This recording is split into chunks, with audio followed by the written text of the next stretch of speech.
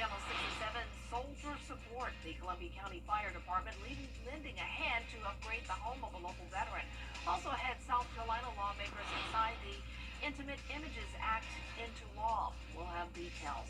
And construction is underway at Maxwell Elementary in McDuffie County. Details on when it will open its doors as your news at 7 starts now. Live from Television Park, this is WJBF News Channel 6 at 7.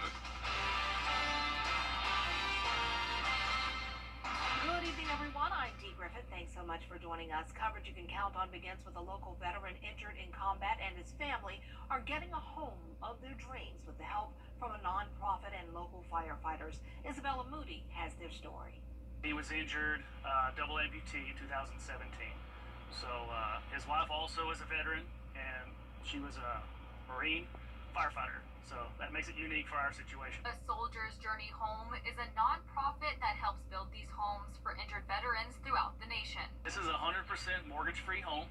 We also purchased the property for them as well. So when they move in, they have no house payment. Local Columbia County and Augusta firefighters are helping build the home. They have been a part of the mission before. Scott Freeman, a lieutenant with the Augusta Fire Department, is a founding board member of the nonprofit. Train our warriors.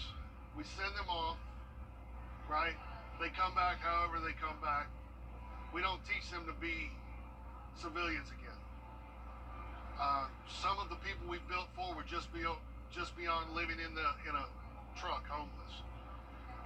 They've earned it. This is the fifth house retired Columbia County firefighter Roy Wright has helped build. They signed the dotted line to go and sacrifice for us.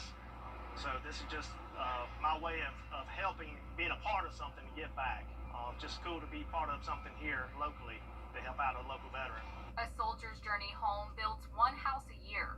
Volunteers from around the country come together to build a veteran's perfect home.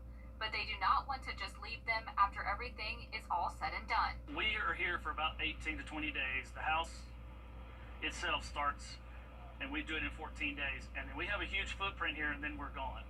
So what we try to do is get the local community involved so that when we leave, they still have support systems around them.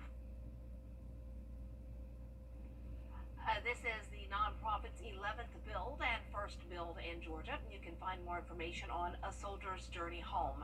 You can get that at WJBF.com. Well, time now for our first check of the weather with Chief Meteorologist Jenna Petracci. And Jenna, that rain moved through this afternoon, and boy, oh boy, did it dump a lot on us. Yeah, it was coming down heavy here at the station. We heard the thunder and lightning, and a lot of places in the CSRA dealt with strong storms today. Luckily, we didn't have many severe storms. We only had one warning earlier, and we also had a flash flood warning up in Columbia County. But now the threat of severe weather has ended. We do still have some light showers moving in, but a lot of that activity is breaking apart, and you can see behind us, back towards Atlanta, we're seeing mostly dry conditions now. You can see closer to home that it's all very light rain, a little bit heavier here down towards Washington, but scattered and light in nature. Out to the east of us, that's where there's still some special weather statements and flash flood warnings for strong storms dumping a lot of heavy rain. Now, right now on our Terry Lambert Hyundai Skyview cam, it's still super cloudy outside. The overcast skies today limited our temperatures, and once the rain came through, we cooled down into the 70s, and that's where we're at now. 73 in Thompson and Augusta, Aiken at 71, 72 in Crawfordville, and 75 in Waynesboro. Our dew points are around the 70-degree mark, so we did have plenty of moisture around today and instability, allowing those storms to form and get pretty strong in some spots. But the winds are luckily nice and light right now, only up to around 3 miles per hour, but we do have occasional gusts up to around 15 to 20. Now, looking at the rest of this evening, winds will only be up to around 5 miles per hour at the highest. We'll drop down into the upper 60s by 10 p.m. And looking ahead, you can see those rain chances are staying high for our Friday. It comes through in the afternoon. Then we'll have some cooler air taking over for our weekend mornings. The lows back into the upper 50s, our highs in the 80s, and we will have lots of sunshine to enjoy this weekend. I'll have your full Vapor 6 forecast coming up shortly, but back to you, Dee. All right, thanks so much. We'll see you in a few minutes.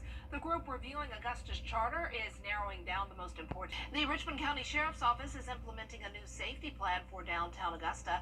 Every Friday and Saturday, starting at 9 p.m., at least 2 deputies are assigned to every block on Broad Street until 3:30 a.m. The hope is that a visible presence of law enforcement will reduce late-night crime and help people feel safe enough to enjoy downtown again.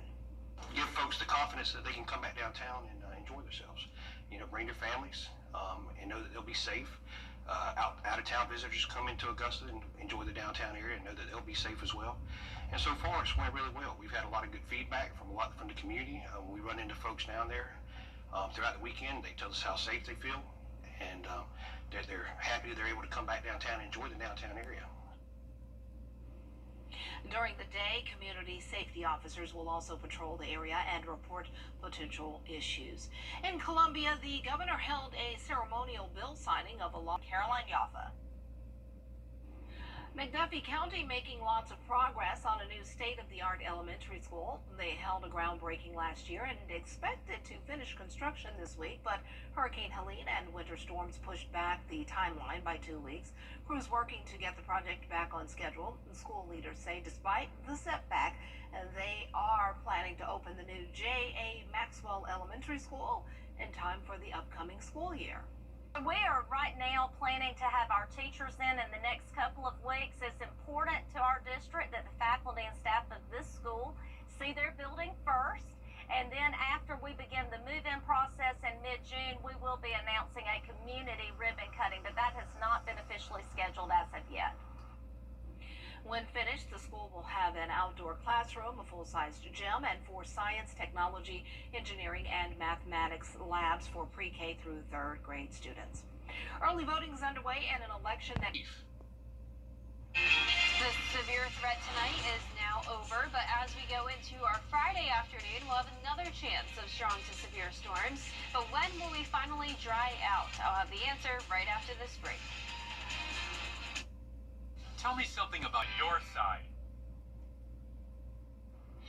Now, your most accurate forecast with WJBF Live 5/6. Welcome back. Like I mentioned, we did have some heavy rain, which led to flooding today, and that was up in Columbia County, right around Evans. Columbia County Emergency Management reported water over the road on Fury's Ferry Road near Southern Pines Drive at Jones Creek. This was this afternoon, and then there was also water rising in the yard of a residence approaching their home. So luckily for us, we don't have any more flooding to worry about tonight or severe weather. You can see with all the rain we picked up today, though, that has now made our total for the month of May up to 8 inches, making us the 4th wettest May on record. In first place, we still have the year of 1979 with nearly 10 inches of rain, and we will get a couple more inches tomorrow in some spots that see those heavier downpours. So it's possible that this could end up being the wettest month on record, at least for the month of May. You can see all of this rain has taken care of the drought, so things are looking good on the farmer's forecast. Today we had an 80% chance of showers and storms, and we'll have that same chance for tomorrow. Right now on Live Viper 6, you can see the heavier rain leading to some flash flooding happening now in the upstate and towards North Carolina. For us, it's just a few scattered light showers. Really not looking bad here on Live Viper 6. A couple heavier downpours here near Lincoln, Wilkes-Barre, McDuffie County. The rest of this activity is very light, and it is dry now at the airport. This is our Terry Lambert Hyundai Skyview cam. It's cloudy out there with temperatures in the lower 70s. Winds are coming in nice and light, and around the CSRA, pretty consistent, around 70 to 77 degrees at the warmest. Our satellite and radar is showing this warm front moving through. That's triggering the showers and storms, and then behind it, we do have a cold front, and that'll impact us on our Friday. Starting out our day in the upper 60s, mostly cloudy, and then once we get into the afternoon, we'll heat up into the lower 80s with the chance of rain and storms between around 1 o'clock in the afternoon to 4 o'clock. That's when we'll have the threat of severe weather. There is that slight risk for the entire CSRA, with the main threats being heavy rain and damaging winds, but we also can't rule out hail and tornadoes. So let's take a look at our futurecast now. Tonight at 9 o'clock, just a few more showers, but once again, I'm not expecting any more severe weather or flooding for the rest of tonight. There goes the warm front, and then we're watching this cold front for Friday afternoon. So if you want to head out early for lunch, say around 11 a.m. to noon, things are looking pretty good, but by the time we get to around 1 o'clock, that's when you may want to stay inside and wait until these storms to pass. By Saturday morning, we're back to beautiful sunshine, winds coming out of the northwest, bringing in some cooler air, We will have this reinforcing cold front come in, and that'll keep our temperatures a little bit cooler on Sunday morning as well. And ahead of that front, we can't rule out a stray shower with a little bit of cloud cover, but I wouldn't worry about it for your weekend plans. Here's Friday at 1 p.m. Our northwestern counties start to see those cells first, and it's going to be the leading edge of this where we'll have to watch for severe weather. Now this becomes widespread and more so a messy rain around the 4 o'clock hour, and then a few lingering showers past 6 o'clock, but for the most part looking dry at that point, and the weekend is looking great. Now if you're headed to the coast this weekend, you can't beat it. Temperatures around 80 degrees. There will be a very high UV index though, so layer up on the sunscreen, and just a 10% chance of rain at the highest, but plenty of sunshine expected along the coast as well. Our low temperatures tonight will be above average in the middle 60s. Highs tomorrow in the low to mid 80s, so near average. And that 10-day forecast is showing the sunshine from Saturday all the way through next Wednesday. Our high temperatures will heat up next week for that first week of June at 90 on Thursday, and then we'll see those rain chances by the end of the week. All right, the rain is making it known it's here. Yes. But not to stay for good.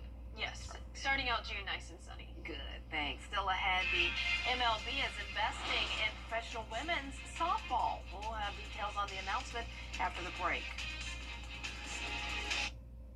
Get Memorial Day. Blink, blink. If one of these bad boys crashes into you, their insurance company is going to try to settle with you quickly, but for a lot less. I'm attorney Ken Nugent, and this is my outstanding team. Hi. We're known for moving pretty quickly ourselves. Getting your money fast is crucial for your recovery, so we go for the maximum settlement possible. Faster. How fast, you ask? One call, that's all. CallKen.com. It's payback time. Try Bojangles crispy hand-breaded bow bites with your favorite sauce today. It's bow time. Next BT Year reunited with Hodakotb entering her new boss lady era. You are that person, now. Plus, I'm Gloria Stefan, and this is an ET retrospective. Next, ET. Tonight at 7:30 on News Channel 6. The WJBF Live Viper 6 Skyview Network is sponsored by Terry Lambert Hyundai. Low prices, big selection, and committed to quality customer service. Tonight, a Major League Baseball big news. Breaking new ground in women's sports. For the first time, the league is making a major investment in professional women's softball, partnering with a new league ahead of its inaugural season, a historic moment for the sport. Zoreen Shaw has the story. Today, a new era for women's professional softball. Major League Baseball announcing it's buying a more than 20% equity stake in the Athletes Unlimited Softball League. The AUSL is a professional women's softball league set to launch next month. The biggest news in our pro softball history. Rob Manfred, the commissioner of Major League Baseball, has announced that Major League Baseball will now be backing and partnering with the AUSL. You guys, this is massive. Jessica Mendoza, an ESPN analyst and Olympic gold medalist in softball, celebrated the news at today's Women's College World Series with fellow commentator Beth Mowens. Yeah, we've tried in the past to get it going. This feels different as we build towards the Olympics in 2028, and I certainly, you get the vibe that they want to use the Olympics as well as a springboard, just like the WNBA did back in the late 90s, to really jumpstart their pro league. MLB Commissioner Rob Manfred saying, during this extraordinary, exciting time for women's sports, we want softball to thrive. The AUSL, owned by Athletes Unlimited, will feature 4 teams this summer, playing in 12 cities. Mendoza and other big names in the sport, like Jenny Finch, Natasha Watley, and Kat Osterman, are ambassadors for the league. Los Angeles Dodgers manager Dave Roberts recently expressed his support for pro women's softball. I think for me, when I watch softball at an elite level, they're fundamentally sound. The women that I've seen at certain levels are very fundamentally sound, and they're gritty. Major League Baseball also plans to help AUSL with marketing and televising games. Our ABC sister network ESPN will also carry 33 regular season games as women's pro softball finally has a league of their own. Zoreen Shaw, ABC News, Los Angeles. New McCrispy strips out.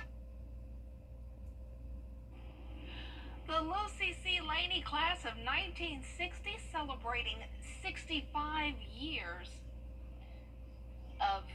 graduating, being alumna of Wildcat Nation.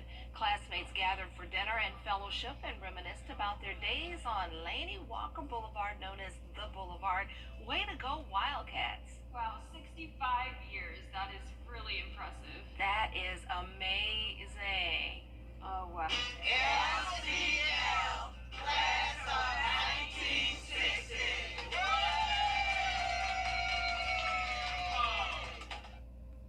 Nice. The class of 1960 will culminate their celebration tomorrow by marching with the class of 2025 graduates of Lucy C. Laney High School. Go Wildcats. That is awesome. So cool. Class of 60. Wow. Yes. Was that Jean Caldwell I saw on the video there? My mom is in the class of 1963 from Lucy C. Laney. Yes. Wow. I'm the baby of a Wildcat. That is awesome.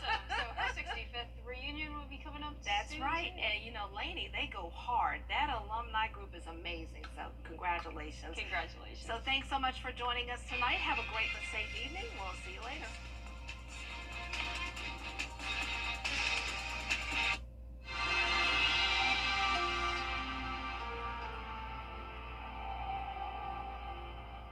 The summer starts here, and